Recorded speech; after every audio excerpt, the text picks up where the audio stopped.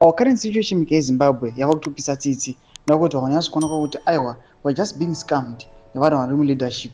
Vakomana vari kuonekwa kunzi zvigananda vaita sana Mutule Ncube nana the minister vehealth vari kuonekwa kunzi right now they are not taking action just because kwaonekwa kunzi vana machakaire vauya vakaendwa pamutungamiri wenyika pamaissues emumahospital. Sanapera mashoko anyaso kuonekwa kunzi awa these guys they have the capacity to do great things but vanozviitisa nobva subscribe like on the bell kuti mina mukozi vanoposta pictures aiwa ana Mutule Ncube vamuri kuona vanovisita the nut farm sewarehouse vamuri kuona mapictures aitoenda pasocial media pana panobuda chikumira chiti after a serious outcry on the deteriorating health conditions and shortage of drugs in public hospitals.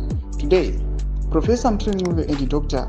D. Mombeshora, Minister of Health, visited Nut Farm C Harare warehouse to assess operational challenges affecting service delivery. Ndio maswali turi kuona kuti aiwa makozi akaitwa nana machakaira chimutungamiri wenyika anga azvionere but right now we are seeing kuti mutungamiri wenyika zvinonga coming haangamboy achiona situation inenge irimo mumahospitals nokuti aiwa inotomudzikisira his capacity yekutungamira nyika. Panguva ine toona ana Mutule Ncube aiwa the minister wehealth vana Mombeshore ndo vari kufamba vachinoona the situation kusvimuka kuri kuitika madrugs maservices angava mabed and the likes tikuona vakuuya right now noda kuti nhau yacho yatsvedza but toona mapictures ari kutoendera pasocial media aiwa ekubva since 2021 tiri kumaona mapictures anatagirei aiwa nana machakaire vakagara ri kutrenda vakabata newspaper ri headline inoziva the situation yemumahospitals yakatanga kudhakwa. It has been spotted kubva kunana 2021 uko but right now